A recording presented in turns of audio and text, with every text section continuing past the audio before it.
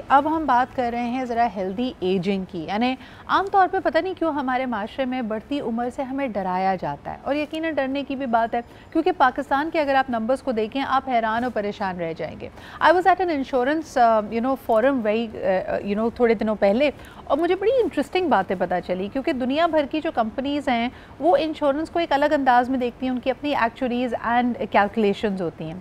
मिसाल के तौर पे अगर रिटायरमेंट एज पूरी दुनिया में 60 साल समझी जाती है और हम प्लानिंग करते हैं कि जी 60 साल के बाद हम कैसे अपने आप को सपोर्ट करेंगे, हमें हेल्थ केयर की ज़रूरत होगी तो कैसे करेंगे, अगर हम फ़ाल काम नहीं कर रहे होंगे तो हमारी सेविंग्स क्या होंगी, पेंशन्स क्या होंगी।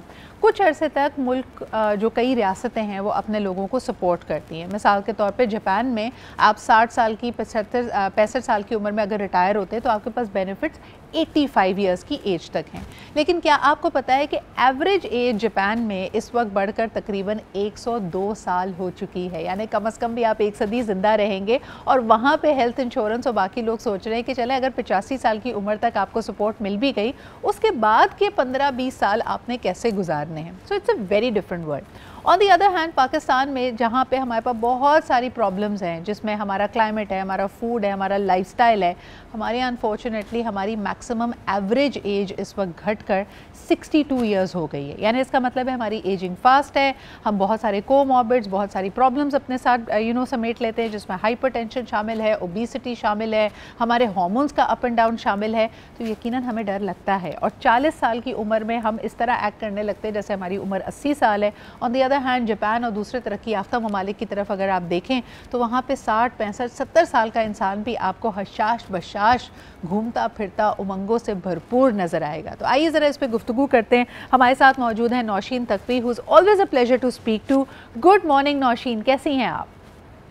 वेरी गुड मॉर्निंग, अस्सलाम वालेकुम। बिल्कुल ठीक, आप कैसी हैं? मैं बिल्कुल ठीक ठाक। देखें, बढ़ती उम्र से हर एक को डर लगता है, लेकिन मुझे इससे ज़्यादा खौफनाक बात नौशीन ये लग रही है कि हमारे यहाँ यानी पाकिस्तान में इस वक्त एवरेज एज की कैलकुलेशन 62 ईयर्स लगाई जा रही है। यानी वो जो रिटायरमेंट के हमने ख्वाब देखे कि हम बड़ा घर बना लेंगे, अपने नवासे नवासियों के साथ खेलेंगे, वो कई लोगों के लिए सिर्फ ख्वाब ही रह जाएगा।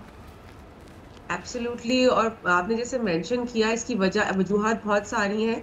Other than that the comorbidities, जिसमें डायबिटीज है, क्योंकि आपको पता है पाकिस्तान में हर चौथा बंदा डायबिटिक है। जी। हाइपरटेंशन है, ब्लड प्रेशर के मसाइल हैं, हार्मोनल इश्यूज है। उसके साथ साथ जो स्ट्रेस फैक्टर है ना सिद्रा, और जो स्ट्रेस है वो और ज्यादा, क्योंकि स्ट्रेस हर बीमारी की जड़ है। तो वो जो है, इस 4-5 चीजें मिलके जो है वो आपके एज लिमिट ब्रैकेट को भी कम करती जा रही है और क्वालिटी ऑफ लाइफ को भी अफेक्ट करती जा रही है। बिल्कुल सही। मुझे ये बताएं कि हम किस तरह अपने लाइफस्टाइल का भी आपने जिक्र किया, कुछ तो हमने देखे अमराज जेनेटिक हैं, लेकिन उनको भी अच्छे लाइफस्टाइल से आप अवॉइड कर सकते हैं, मैनेज कर सकते हैं। हमारे लाइफस्टाइल में सबसे बड़े प्रॉब्लम्स आपको क्या नज़र आते हैं जिसकी वजह से, और डाइट वाइज अगर मैं कहूँ, जिसकी वजह से हमारी एजिंग फास्ट हो जाती है? अच्छा देखो, सबसे पहली चीज ये है कि हमारे यहाँ ना, मेरा as as a person, as an individual, I believe there is no retirement age. Retirement itself is a very heavy word on the, क्योंकि हम जब न्यूट्रिशन की बात करें तो मेंटल हेल्थ साथ में चलती है, ठीक है। तो आप अगर आप चाहते हैं कि आप फ्रेश रहें, आप एनर्जेटिक रहें और सारी चीजें, तो आपने अपना वर्ड ये नहीं सोचना कि मैंने रिटायर हो जाना है या मेरी एजिंग है। आपने ये फोकस करना है कि मैं किस तरीके से the present time and the coming future time को बेहतर कर सकता हूँ। अब आपने सबसे पहले, बीइंग अ न्यूट्रिशनिस्ट, हमें डाइट में देखती हूँ कि आप जैसे जैसे एज बढ़ती है, आपकी जो इनपुट है या आपकी जो ख्वाहिश है खाने की, वो कम होती चली जाती है।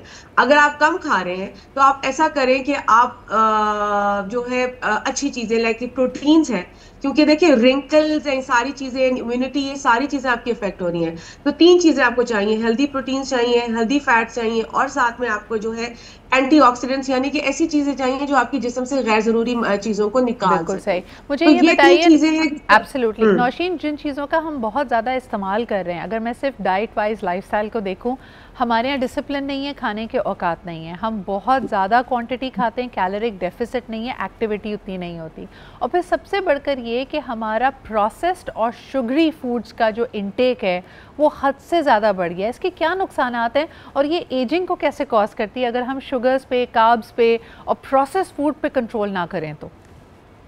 देखिए, जैसे मैंने मेंशन किया, ये तीनों चीजें जो हैं ये आपकी बॉडी में इन्फ्लेमेशन यानी कि सोजिश की कैफियत को बढ़ाती हैं। और जब आपकी बॉडी में इन्फ्लेमेशन होगी, आपकी इम्यूनिटी कम होगी। ये पूरी एक साइकिल है जो एक दूसरे से लिंक्ड है। आप फौरन बार बार बीमार होंगे, ठीक है। आप जब बार बार बीमार होंगे, then you will be on the different medication. इसके साथ साथ अगर आप देखें तो आपको अपनी इम्यूनिटी पे भी काम करना है। जब हम इम्यूनिटी की बात करते हैं तो मेरा मतलब ये नहीं है कि आप हर वक्त ये चाको चौबंद है, लेकिन एटलीस्ट ऐसी हो, ऐसी वायरल इन्फेक्शन जिनसे आप बच सकें। अब बात हो रही है कि हम खा क्या क्या सकते हैं। तो सबसे ज्यादा जब हम एजिंग की बात करते हैं तो सिद्रा आपके जहन में भी एक चीज आती होगी, रिंकल्स आ गए हैं और स्किन खराब हो गई है। तो ये चीजें जो आप किस तरीके से बचा सकते हैं, इसमें कुछ खाने की चीजें अगर आप इजाजत दें तो मैं मेंशन कर सकती हूँ। लेकिन उससे पहले नौशीन ये बताएं कि हाँ। ये बात आपकी बिल्कुल सही है कि रिंकल्स या हम बात कर रहे हैं घुटनों में दर्द और बाकी चीज़ों की, मुझे लगता है the first sign of ageing is when you don't have energy to do things, यानी और ये अनफॉर्चुनेटली इसका जो ऑनसेट है वो हमारे यहाँ लेट 20s अर्ली 30s में शुरू हो जाता है। मुझे हैरत होती है उन रील्स को देख कर जहाँ लोग कहते हैं जी 30 क्रॉस कर लिया है तो हमसे चला नहीं जा रहा। आप अगर हम फॉरेन वेकेशंस पे भी जाते हैं, पैसे अब आए हैं लेकिन 30 के बाद लंबे लंबे वॉक्स लेना, थोड़े से पहाड़ी इलाके पे हाइक करना, ये बड़ा मुश्किल हो गया है। What is wrong with us? ये इतनी जल्दी ऑनसेट ऑफ दीज प्रॉब्लम्स क्यों हो रहा है पाकिस्तान में?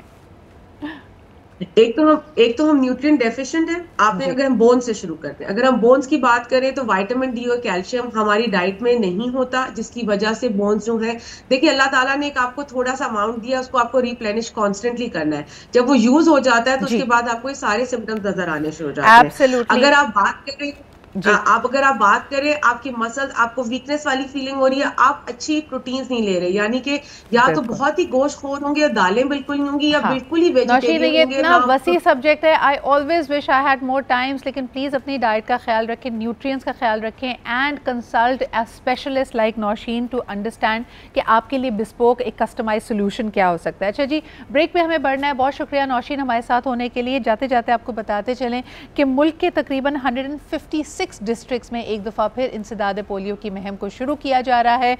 इस मुहिम में तकरीबन ये 7 रोज़ तक चलेगी। 3 फरवरी से इसका आगाज़ है, यानी आज से 9 फरवरी तक हमारी ख्वाहिश है और कोशिश है कि ज़्यादा से ज़्यादा बच्चों को, तकरीबन जिसकी जो एक हदफ अपने लिए रखा गया वो तकरीबन 4 करोड़ बच्चे का है जो कि 5 साल की उम्र से कम हैं, उनको ज़रूर पोलियो के कतरे पिलाएं। बच्चे ने अगर कल चलना है तो आज उसके लिए पोलियो के कतरे पीना बहुत अहम है। लेते जी एक छोटा सा break, will be right back.